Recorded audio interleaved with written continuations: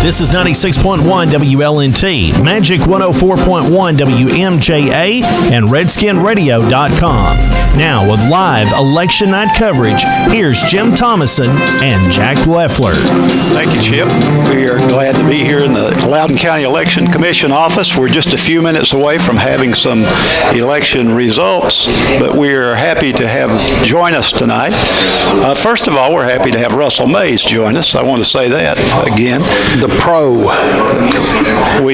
You're giving me way too much build-up. I'm certainly going to let everybody down before the night. Any mistakes that happen tonight will be covered by Russell. But we're also happy to have Mayor Buddy Bradshaw with us, the county mayor for Loudon County. Welcome, Buddy. Absolutely. Thank y'all for having me. We appreciate you being here. I guess it's sort of nice to sit and watch an election instead of being an election. It is nowhere near as many nerves on this night as there is first Tuesday in May in every 4 years. Yeah, and you haven't burned as much shoe leather, I'm sure, in the last few days. Nope. Maybe I've burned a little rubber getting back and forth traveling a little bit and on some different stuff for the mayor's office and represent Loudon County, but nowhere near the shoe leather. Well, what's going on in Loudon County? What are some of the big things that are coming up soon? Well, of course, the topic seems like I talk about every week still is the courthouse and moving forward, and so it's been a long, drawn-out process, and we've had several hiccups, and Mother Nature has done everything but cooperate. Mm-hmm. And so, but we're still getting there slowly but surely. I actually took my first tour of the new jail today. Very impressive. Looking forward to getting it open here in the next few weeks. And really, next few weeks? That's what we're really hoping. It's just modern. It's a step for Loudon County into the 21st century. Great job. MBI and Rouse Construction have done a great job teaming up on that. And there were several of us went, and they're hosting some tours. So, if there's a group out there, maybe the Lions Club, one of the Lions Clubs, or a Rotary, or somebody's interested in taking a tour, they are being very gracious and letting everybody go in and see it, and just really modernized. It's come a long way. Well, great. Now, and you think that will happen within the next few weeks, the opening? I'm hoping, yes. Well, that's great. Of course, our courthouse has been a topic of a lot of conversation, and it's the tragedy that happened there with the fire reminds us of the tragedy that's happened in Nashville today. And I understand you've come from Nashville today. I went over Sunday night, and Monday all day was our TCSA, Tennessee County Service Association, County Government Day on the Hill. And so we have a lot of meetings. We meet with our legislatures, and I'm vice chair of the Criminal Justice Committee for the state. And so it's a great event. So anyway, we get, and Monday night, I'm in bed about 11:30. Going to get up an early start. We had a legislative breakfast this morning, supposedly at 7:30, and about 12:15, it comes across the PA system, so to speak. Exit your room, go downstairs, take the stairs, don't use the elevator. And of course, I'm thinking, my initial thought is either it ain't going to be that bad. But then I thought, well, they're going to end up knocking on doors, so I went ahead and started. I got one leg in my jeans. About that time, the sirens went off, and so I picked it up a little bit more urgency then. Yeah. And went downstairs. Everybody made their way down, and last night had no idea of the damage that it had done. And coming back this morning early at the fiasco, nothing had power this morning, and so everybody trying to get their cars out of the valet in the garage, and everything's electronic, so you can't get through the gates. And driving down 40 back home this morning was eye-opening. It was just tragic. Heart and prayers go out to Didn't it almost followed 40 east? It did. I got off the exit at Mount Juliet and Joliet, and then caught 265, went up to Beckwith Road, and got back on. And as you go down 40, the northern side of 40 eastbound, 40 westbound, was just almost a straight line. New homes just destroyed. There was a double wide about 30 feet away from the foundation, and it was just tragic. The pictures have been coming in, and I've got a couple of friends of mine that lost some friends over there today, and really through the night, and just the heart and prayer goes out to all those folks affected over there, and it's just a bad situation all around. And what about Cookeville? Was it obviously? Now Cookeville, I didn't see that much damage in. Most of it I saw was especially Wilson County, right along the interstate right there. I've got a picture of a McDonald's sign. It's just absolutely twisted up. one of the big ones off the interstate, and the big posts that hold the big green signs looked like a giant had just twisted them up like straws. And so it was, like I said, last night, early this morning, didn't really have any significant idea of what the damage was. And here now, I think our count now is up to 25 deceased, and so still, I don't know how many are missing still. So we ought to all keep Nashville and Wilson County, that whole Middle Tennessee area, in our prayers. It's just a tragic, it's going to be a tragic few days and a long recovery. I think there was, you mentioned damage in Cookeville. I think around Baxter in particular, and in the rural areas around Cookeville, there was a lot of damage there too. Well, I know loss of life there too. was some, because one of my little cousins is over at Tennessee Tech, and his apartment complex was fine. The apartment complex directly next to it was roof tore off and significant damage to it. So yeah, I mean, like I said, I wasn't really aware the storms were supposed to be that bad coming in, and just very fortunate that I was very fortunate personally that it was a little bit out of the side and the line of travel of the storm. Yeah, Loudon County really was fortunate that we just had a lot of heavy rain in this area during the morning. We escaped those severe storms. Yeah, I think Governor Lee's been on several sites today. I think President Trump's coming in on Friday. So, like I said, it's just it's going to be a long recovery and time of mourning for that whole area. Going back to the courthouse for a few minutes, what is going on now, and what's the next thing that will be done there? If you notice the big steel beams running up the sides of the courthouse, that's going to stabilize the walls. And we're going to pull the roof off, put a temporary roof on, seal it up airtight, put huge air exchange units in it, and we're just going to try and get the black mold out of it right now. It's just, the environmentalists recommend don't even go in it without a respirator, not a mask, but a full-blown respirator. And so once we get it dried out, get some of that out, then it should move, I hope, quicker then.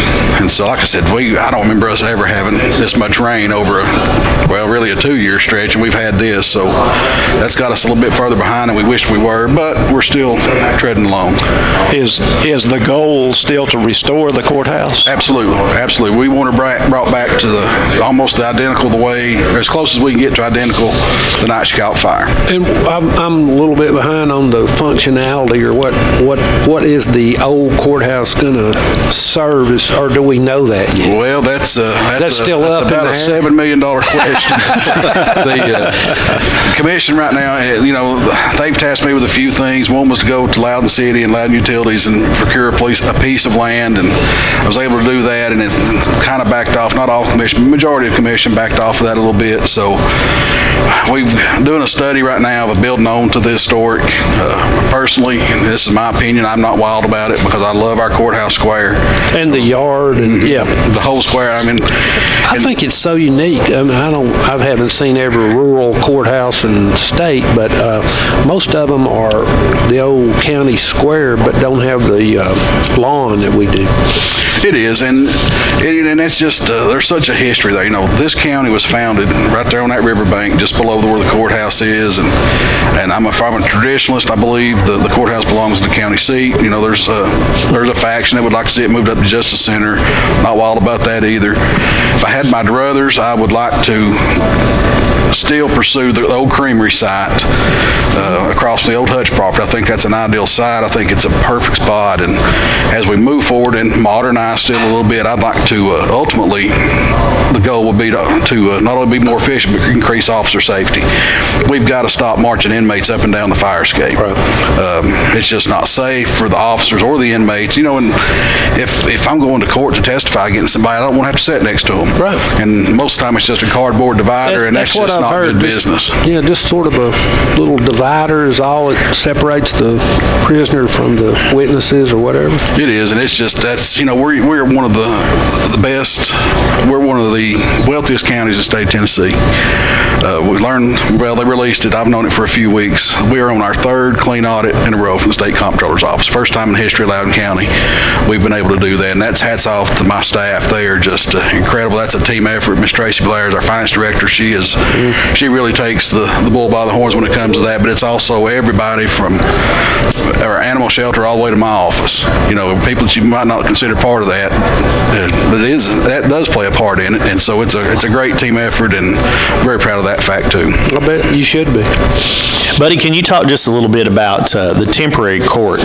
That you had to set that up really fast. Can you talk just a little bit about that and how that's going and what the outlook is for it? Well, the courthouse caught fire April 23rd. Miss Susan Husky, she is our purchasing director for the county, our procurement agent, and we never missed a beat. We had 7 murder trials scheduled and a full slate of trials coming up, and we never missed a beat. Our maintenance department scrambled. Loudon City really stepped up.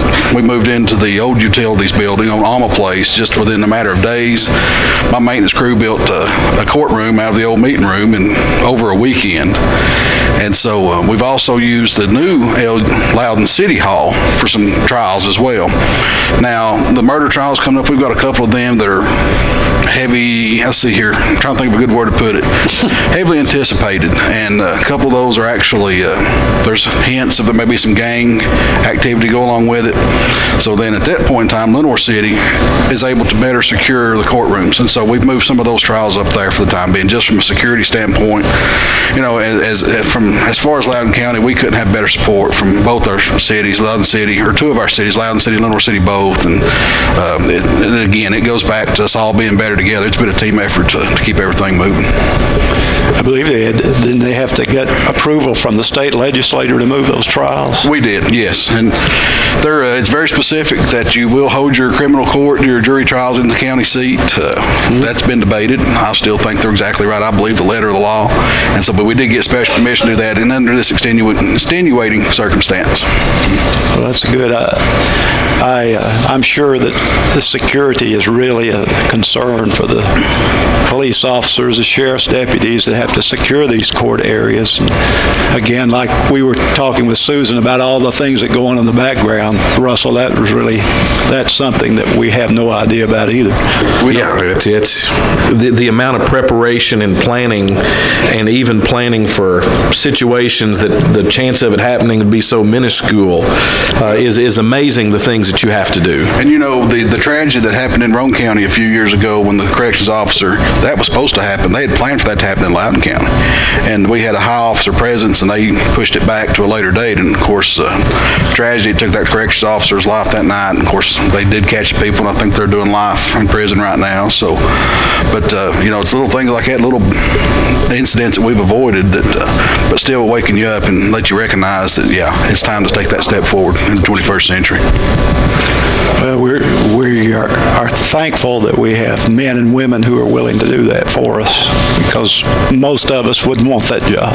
Yeah, and it's changed a lot. Just since in the last 6 years since I've been in office, of course I was with LPD for 10 years prior. It's changed so much. For a stretch right there, the perception was that the police were the bad guys. Sure. And I never really understood that. And it's good we're swinging back. We're respecting our officers, especially here. We have just some of the best law enforcement officers around. Sheriff's Department, both our police departments, they're active in our communities. They're out here coaching Little League. You see them out and about, and that's something a lot of communities and a lot of towns and counties don't have, is that activity from their law enforcement. All of our law enforcement officers they're approachable, and they all work along, and for the most part get along, and it's great to see that coordination, that cooperation, just the camaraderie. That's really great, because that gives the young people especially an opportunity to meet and talk one of those officers in a less than official capacity and get to know them, and perhaps avoid having to meet them in an official capacity at some time. Absolutely. Well, Mayor, we appreciate you joining us. We're almost ready to get some results, I hope. Would you like to make any predictions before you go? Absolutely not. I do appreciate y'all having me on, and I always appreciate Chip letting me do my little update at the 5 o'clock hour for news, and just helping me to keep the public informed. We do that every Thursday during the 5 o'clock news block. Not only is Buddy on there, but we have updates from Loudon High School and